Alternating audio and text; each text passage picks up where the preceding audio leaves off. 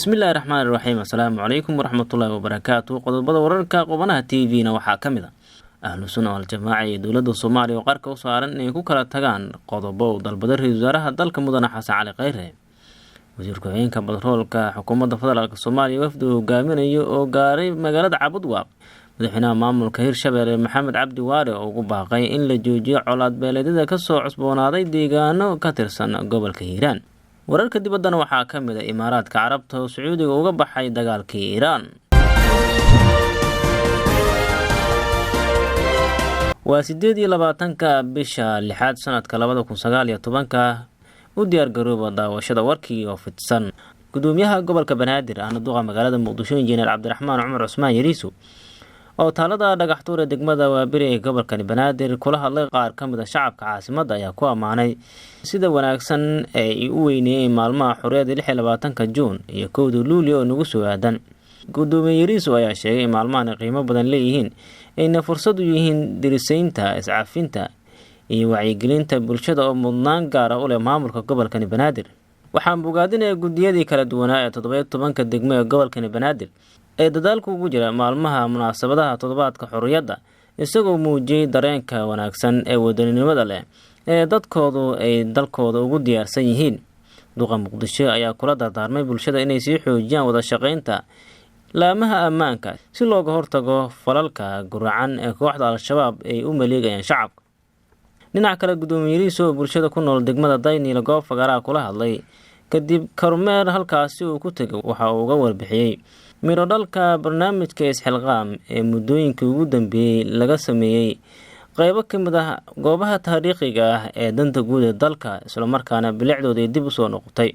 Gudoomiyaha gobolka Banaadir ahna duqa magaalada Muqdisho Injineer Cabdiraxmaan Yariiso ayaa toddobaadka xorriyadda awgeed waxa uu ugu hambaliyay dhammaan shacabka Soomaaliyeed isagoo ugu baaqay inay ka wada qayb qaataan xuska maalinta 1 Luulyo ee dhamaadka u ah maalmihii wanaagsanaa ee xorriyadda dalkeena Soomaaliya.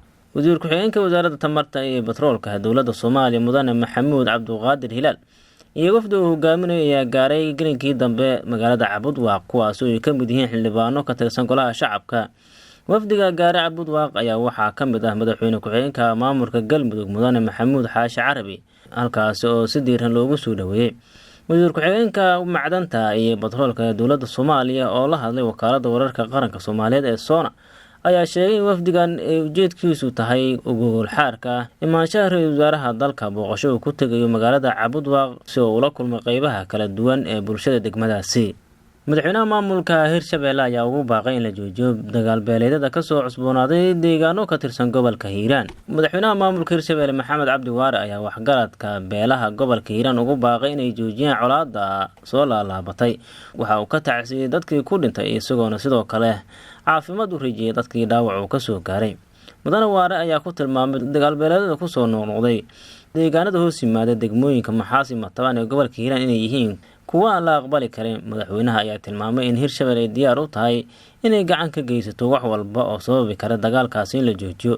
sidoo kale waxa uu intaas raaciyay dagaal beeleedyada soo noqnoqday ay yihiin kuwa taageeraya Al-Shabaabka dhibaatada ku ah shacabka Soomaaliyeed ee nabadda u diidan dalkeena.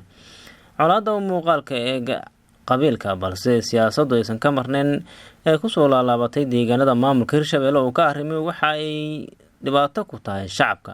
waxaana ugu baaqay odayaasha dhaqanka culimada siyaasiyiinta Hirshabelle ka soo jeeday inay u istaagaan joojinta colaadda ayuu yiri madaxweyne Waare. madaxweyne Waare ayaa ku dhawaaqay xabad joojin si shuruud la'aan loo sameeyo waxaana uu dhinacyada kala duwan ee halkaas isku haya u sheegay in si nabadgelyo ah ay waxooda ku kala dhameystaan.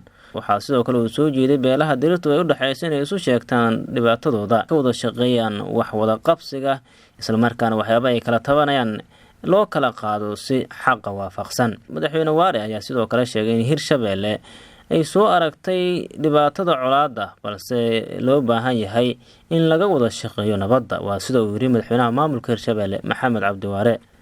ahlu sunna wal jamaaca iyo dowladda federaalka Soomaaliya ayaa qarka u saaran inay ku kala tagaan qodobo uu dalbaday ra'iisul wasaaraha dalka mudane Xasan Cali Khayre.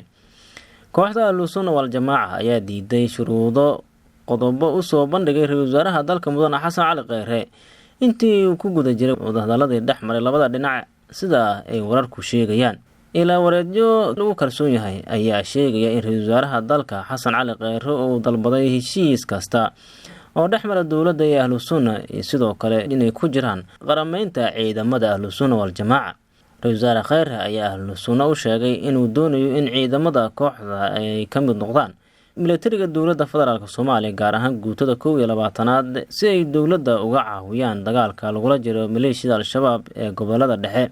qorshahan ayaa qayb ka qorshaha guud ee ra-iisul wasaaraha dalka uu dib u habeynta ugu sameynayo ciidamada xoogga dalka, waxaana uu soo jeediyey in markii ciidamada ahlu sunna la qarameeyo ay ku beeri doonaan ciidamada kale ee dowladda Soomaaliya dagaalka looga saaray al-shabaab deegaanadii kaga harsan yihiin gobolada Galgaduud iyo Mudug. si kastaba ahlu sunna ayaa diiday in ciidankoodu ay ku beeraan dowladda, waxayna sheegeen inay sii ahaan doonaan ciidamo xereed balse ay diyaar u yihiin inay dowladda ka caawiyaan haddii ay mushaar u qorto. ra-iisul wasaare Xasan Cali Kheyre ayaa uga digay ahlu sunna wal jamaaca inaysan jiri doonin heshiis dhexmara kooxda iyo dowladda Soomaaliya haddii aysan qodobada muhiimka aysan aqbalin ahlu sunna. labada dhinac ayaa la filayaa inay wadahadallo kale oo dheeraad ah yeeshaan, hase ahaatee waxay hadda kala taagan yihiin meel aan kala fogeyn. dowladda Imaaraadka Carabta ayaa Sacuudiga uga baxday dagaalkii dhanka Iiraan. dowladda Imaaraadka Carabta ayaa u muuqatay inay dib u gurasho ka sameysay xiisadii u dhaxaysay dalalka Khaliijka iyo dalka Iiraan iyadoona bedeshay mowqifkeedii hore. wasiirka arrimaha dibadda ee dalka Imaaraadka Carabta Cabdullah bin Zayed ayaa sheegay in dalkiisu uusan hayn wax caddeyn ah oo si rasmi ah u sheegaya inay ka dambeysay Iiraan weerar lagu qaaday maraakiib ku safraysay gacanka toddobaadkii hore.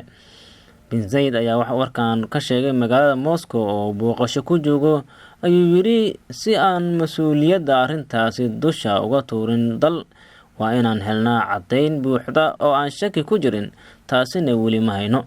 hadalkan ayaa aad uga duwan bin Zayed hadalkii laga soo xigtay bishii May markii weerar lagu qaaday maraakiibta siday saliidda kuwaasoo uu ku sheegay in faraha Iiraan ay ka muuqdaan. dowladda Imaaraadka Carabta ayaa hadda u muuqatay inay ka laabatay eedeymihii, waxayna ku baaqaysaa in la qaboojiyo xiisadda isla markaana wadahadal lagu dhameeyo arrinta.